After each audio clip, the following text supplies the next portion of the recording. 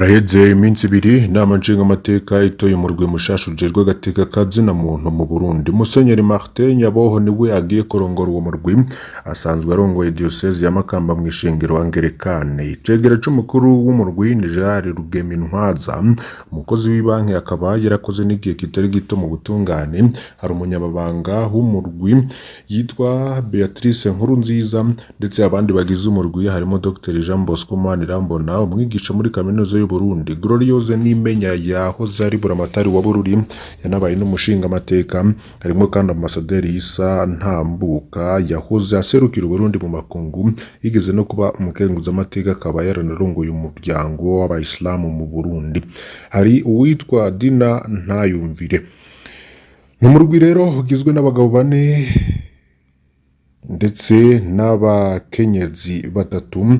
Bikaba rero vyaratangajwe n'inama nshingamateka. Geras Ndabirabe yavuze ko batanzwe n'imigambwe ariko yanse kwishura ibibazo c'umushinga amateka Pascal Gikeke wo muri CNL, yasaba kumenya imigambwe babatanze iyariyo. Itorwa rero ry'umurwi CNIDH rikaba ryarahonyoye itegeko rigenga uwo murwi.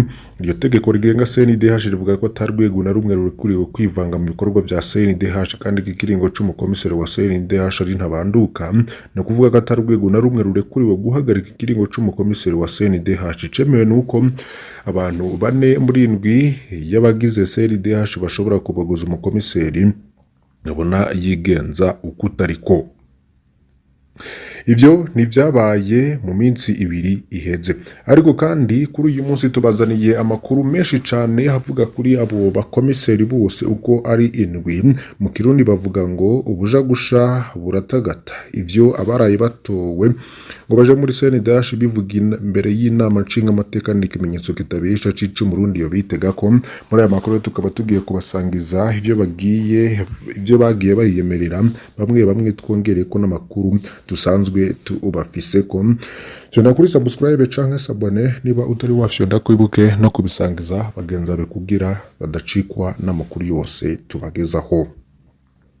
Reka dutangure kuri Musenyeri Nyaboho Martin Blaise, n'umukuru wa CNIDH, azwi cyane nk'umwepiskopi arongoye ishengero rya Angelikani Makamba. Yaranabaye n'umukuru w'iryo shengero mu Burundi bwose kuva muri 2016 gushika muri 2021. Ku munsi w'Imana uheze, Martin Nyaboho rero yarinjiye mu zabukuru. Umusubirizi wiwe akaba azimikwa muri Nyandagaro iza.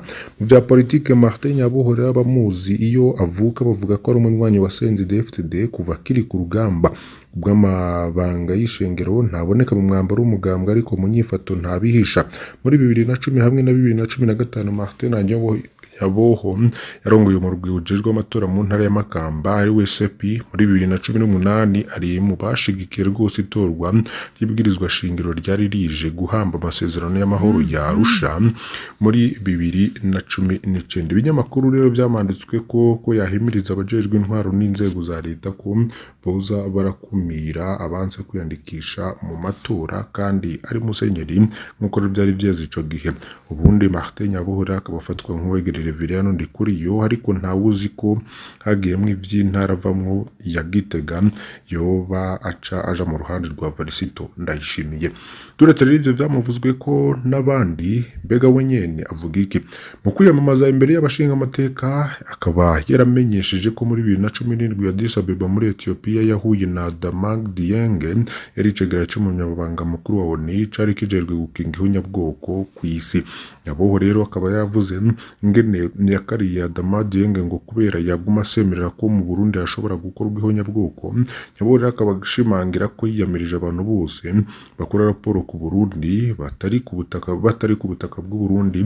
Abo rero akabagiriza ko ari ababeshi. Yanavuze n'ingene mu nyuma asubiriye guhura na Damang Dienge Kampala. Dienge ngo yoba atoshobora no kumwegera. Mu ncamake Martin Nyaboho arafata ko azanywe no kunomya abanyamahanga bose bakora raporo ku Burundi. Ari navyo Geras Ndabirabe yarangije avuga ko atumye CNDH nshasha. Musenyeri Nyaboho ntiyigeze avuga ko azanywe no gukurikirana ibibazo by'abanyuruzwa n'iperereza bakabuga irengero ryabo, abafunzwe bazira ivyumviro vyabo vya politike, abarenganywa nka Sandra Muhoza n'abandi, guhagarika torture, kubahiriza abaharanira agateka kazina muntu, garukana amashirahamwe y'agateka kazina muntu yafutswe canke abamenyesha makuru bahutse ntaco rero yavuze ku mwidegemvyo y'abarundi we yavuze ko hazokwama asengera abo muri CNDH kugira bakore neza yongereye rero atangaza ko ibitorwa ryiwe risigura ko abahora ari abanyuma babaye abambere nico rero yoba yarashikirije. Harivugwamo kandi Dr Jean Bosco Manirambona n'uwundi mukomiseri yabonetse cyane n'umwigisha wa kaminuza Jean Bosco Manirambona uyu yavuze ko ava mu ntara ya Rutana. Jean Bosco Manirambona nawe nyene yazwi nk'umunywanyi wa CNDD-FDD yahora akunda kuboneka mu nyigisho atanga mu ndongozi za CNDD-FDD ari kumwe na komiseri Aloys Batungwa nayo yaherutse guhunga. Mu biganiro vy'ishiro Jean Bosco Manirambona yaravuze ko adashigikiye amasezerano y'amahoro ya Arusha ngo yahura ko abatutsi kibanza batabereye we afise n'ivyumviro bisa n'ivya Juvenal Habyarimana yahoze atwara u Rwanda yavuga ko abatutsi badakwiye kurenza ibice 14% mu bintu byose by'igihugu. Abanyeshuri yigisha bakaba bavuga ko Dr Jean Bosco Manirambona yigamba ko yagize uruhara rukomeye mu gusambura ishiramwe ya sere ryahoze risurukira abanyeshuri ba kaminuza y'u Burundi. Turetse n'ibivugwa n'abandi we nyene yaraye atangaje ibi bikurikira. Jean Bosco Manirambona avuga ko ibintu by'agateka kazina muntu ngo twabitegetswe n'abazungu kubera baturushije inguvu. Bavuga ko nka komiseri wa CNDH azoja gusigurira abazungu ko dufise imico n'amateka vyacu bitandukanye n'ivyo vy'abazungu. Yabatanze uturero ko kera kugira umwami yime mu Burundi hari umusore batora inka zikamucako agapfa imbere ya Karyenda hari uwundi rero umusore bica bakaryamika ko kandi ko ivyo vyaryohera abarundi. Ntamubaze ivy'impazwa mu Burundi gikorwa ca komiseri Jean Bosco Manirambona ngo sico kugwanira agateka kazina muntu ahubwo nico guhakana. Hari uwundi twababwiye mu mfunyapfunya yitwa Dina Ntayumvire, tukaba twababwiye Isa Ntambuka, tukaba twababwiye Beatrice Nkurunziza na Gloriose Nimenya. Bano komiseri bashasha ba CNDH nta na kimwe rero bavuze kiboneka kijaye n'ivyo boba barakoze kijaye no guranira agateka kazina muntu canke ico bazokamarira. Bakoresheje imvugo zo kwikura yo gusa bose bakaba baravuze ibisa. Waza wumva ngo narabaye buramatari gutyo narafasha abarenganywa, narabaye ambasaderi gutyo narahura ndagateka ka muntu, narabaye mwigisha gutyo naritwarika agateka k'abana, nkorera leta kandi nkorana n'amashiramwe yo kurwiza ubutunzi gutyo rero nditwariritse abakenyezi n'abana. Bose rero bakaba bemereye abarundi ko bagiye kwigisha ibijanye n'agateka kazina muntu. Abakenyezi bose rero bakaba baremeye ko azitwarira ku burenganzira bw'abana n'abakenyezi. Umwe gusa muri bo yaravuze ko azitwarirwa abafungirwa mu busho bwo mu ntara n'amakomine. Ese boba bazi ko hariho abantu banyuruzwa n'iperereza bakabugwa irengero? Boba bazi ko baharanira agateka kazina muntu birukanwe mu gihugu? Boba bazi amabi akorerwa abanywanyi ba CNL n'iyindi migambo itavuga rumwe na CNDD-FDD? Boba bazi ko amabohero avundiyemwo abahejeje umunyururu ariko vyanse ko barekurwa? Makuru dufise yemeza ko n'imiburiburi 3 kuri bano bane bari muri CNDD-FDD. Haravugwamo kandi undi mukomiseri yitwa Gerard Rugemintwaza. Uyu rero tumushize ukwiwe kuko ari we wenyene mu vyo yavuze yumvikana ko afise ico yakoze mu bijanye n'agateka kazina muntu. Byarumvikana ko afise icazi, yarabaye procureur general, yarabaye umuvugizi wa sentare Ntahinyuzwa, yarabaye mu murwi wandika raporo za leta zirungikwa mu nzego mpuzamakungu ziraba agateka kazina muntu. Ntabwo yakoze cyane mu vyo kugwanira abarenganywa na leta, ahubwo yakoze ivyo gusigura amakosa ya leta. Mu vyo yemeje rero harimo guhindura isura y'u Burundi mu bijanye n'agateka kazina muntu, ariko imvugo yiwe ntiyari iy'abanywanyi ba CNDD-FDD bamwe bahakana byose. Gerard Rugemintwaza rero akaba yariganye na Pacifique Inahazwe, niko Pacifique Inahazwe asigura. Ntiyigeze ngabo umugabo niryo bacigana gico ashatse yarahagarira ukuri nk'icegera c'umukuru w'umurwi kukumbure ne azohora agerageza gusukamwe mabisi ngo ntakunda akarenganyo, ariko ivyo abona vyo hava bimukwegera abica kure. haribazwa rero ko dukurikije abo bakomiseri ico abarundi bobitega ko ntawucira urubanza rero utarakora, ariko biragoye kwizera uwuvuga ko atemera agateka kazina muntu kari wagiye kukagwanira. Ntivyoroshe kwizera uwemeza ko azanywe no kunumya bahora batanga raporo leta idashaka kumva. Bumvirije imvugo gusa, abagize iyi CNDH barutwa na Sixte Vinyini Murabo be na Jean Baptiste baribonekeza, bahora bafatwa ko ari bo bishe CNDH. CNDH y'ubu rero ngo izotangura itorohewe. Ubwa mbere rero ubwo igiyeho habanje guhonyora amategeko, ico kirashobora kuyigora ko Gerase Ndabirabe rero yateguye amategeko agabanya ubwigenge bwa CNDH kandi afise umugambi ko azorangiza ikiringo ciwe ahinduye itegeko rigenga CNDH. None abakomiseri bo nyene baratanguranye n'imvugo zidahumuriza. Igikorwa ca CNDH kizoba kurondera icizere mu mwanya wa mbere. Utanguye gutwara CNDH Emmanuel Ntakarutimana yari umukozi w'Imana kandi yabaye akarorero. Kugeza ubu abantu bose baramwikura. Yari ubuhungiro bw'abarundi bahamwa n'iperereza, yari umutaka abarundi bifuka iyo babangamiwe. None Emmanuel Ntakarutimana aherutse guterwa iteka ryo kuba umusenyeri. None Musenyeri Ntakarutimana yobera akarorero Musenyeri Nyaboho ahawe kuba umutabazi w'abarundi. Saint Martin Nyaboho yoza arakubitira muri Bibiliya akabona ko abahamwa n'ubutegetsi bw'agacinyizo basa n'izindi mahazwa nyinshi zo muri Bibiliya uhereye ku mwami Yezu akorera. We yahamwe akiri uruyoya n'ababona ko aje kugwanya ubutegetsi bwabo.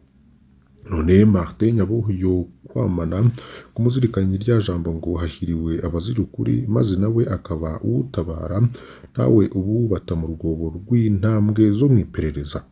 Ni vyinshi rero abarundi bariko bavuga ko boba bagiye kwitega kuri aba bakomiseri ba CNIDH. Bindi rero biriko biravugwa cane n'ubundi mu bijanye n'agateka kazina muntu, reka dukubitire kuri ya nkuru yabereye muri kaminuza y'u Burundi. Mbonera kuri Audric Niyomukiza niyo yakubitishije umumenyeshamakuru witwa Willy Kwizera. Hejuru umumenyeshamakuru wa Radio Bonesha FM Willy Kwizera yarafashwe mu kigo ca kaminuza y'u Burundi ku Mutanga, janwa muri pavillon ya icenda arakubitwa arashaya. Willy Kwizera yari yarungitswe ni radio kurondera amakuru aho muri kaminuza. Hageze rero yituye umunyeshuri Audric Niyomukiza asanzwe aserukira abanyeshuri biga mu mwaka wa kabiri mu gisata ca ekonomi, yamwituye amubaza aho yuca kugira amusabe uruhusha rwo kurondera amakuru aho muri kaminuza y'u Burundi. Byakurikirana na kamaramaza. Audric Niyomukiza yahamagaye bagenzi we bacakira Willy Kwizera bajana mu cumba ca pavillon icenda bamwagiriza ko arungitswe na Pacifique Nazwe. Baja ko barahuragura bamubwira ko bashobora no kumwica. Mu nyuma rero bamusinyisha ko atazigira avuga amabi yakorewe aho muri pavillon icenda. Hari nayo y'umunyeshuri yiga mu mwaka wa kabiri muri ekonomi yagize ati, jewe niga mu mwaka wa kabiri mu gisata c'ubutunzi muri kaminuza y'u Burundi, nsanzwe muri campus Mutanga. Delege wacu yitwa Niyomukiza Audric, abavuka mu Rumonge. Kuri Facebook muramubona yitwa Audrey No Stress, umwe mu mbonerakure zo muri kaminuza y'u Burundi. Berutse rero kuba ku mumenyeshamakuru wa Bonesha FM byakozwe na Delege wacu afashijwe n'imbonerakure zo mw'ishure. Rero bamukubita bavuye aho twigira hahoze icuma, aho bahora bafungurira. Zari izo mbonerakure Audric wacu n'abandi yari yahamagaye nibo bamushikanye muri pavillon icenda. Byabereye ntavyo nzi, ariko Audric niyo yari ico ntazi nuko nawe yagiyemwo mu kumukubita. Ico kumbure covugwa n'urya mumenyeshamakuru.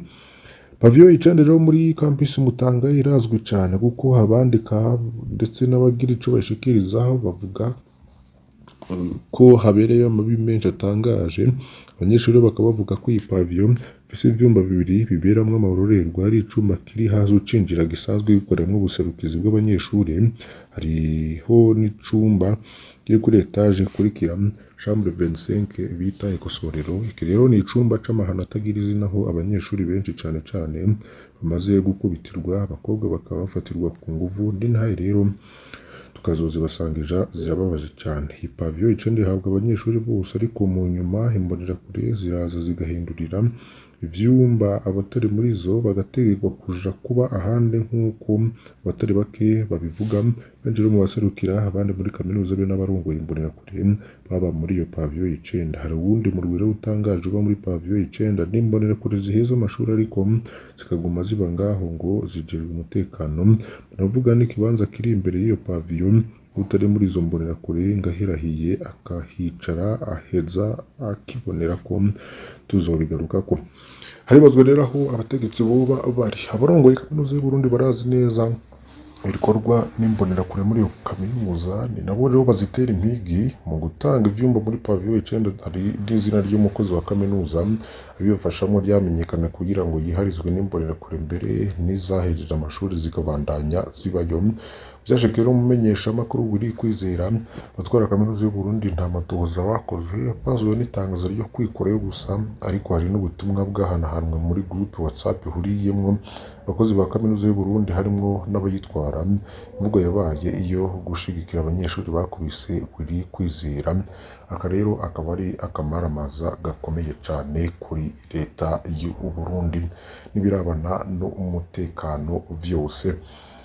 Reka rero aya makuru tuyahereze ngaha, ariko imbere yuko tuyaheza tubabwire ko ikinyamakuru Iris News kivuga ko Amstel ndende ishobora gukena Bralirwa kuko imenyesha ko hagiye kubisanurwa kuri kimwe mu bibanza vyakorerwa muri ico kinyobwa kuva kwigenekezo ry'indwi gushika kuri 17 Rusama 2025. Muri ico kiringo rero ikinyobwa Amstel kiri mu icupa ringana na santilitiro 65 kizogabanuka ku isoko abanywa akageri. Rero ayo niyo makuru abaraba. Ndabakengurukiye cane mwe mudahwema gukurikira ibiganiro n'amakuru tubagezaho. Mbasabe kugira ngo ntimucikwe n'ayandi tuza kubashikiriza kuri uyu munsi. Muri vyinshi rero bigiye bitandukanye tuza kubategurira mukaza kubironka kuri imbonesha kuri ya Hejuru TV, ariko ivyiza nuko wofyonda kuri subscribe n'ibikoresho YouTube y'icongereza n'ibikoresho y'igifaransa, fyonda handitse s'abonner ucuronka rero ibiganiro n'amakuru kandi bikakugeraho biri mu bambere igihe cose tubishikirije. Imana ibahezagire mubandanya kugira umunsi mwiza.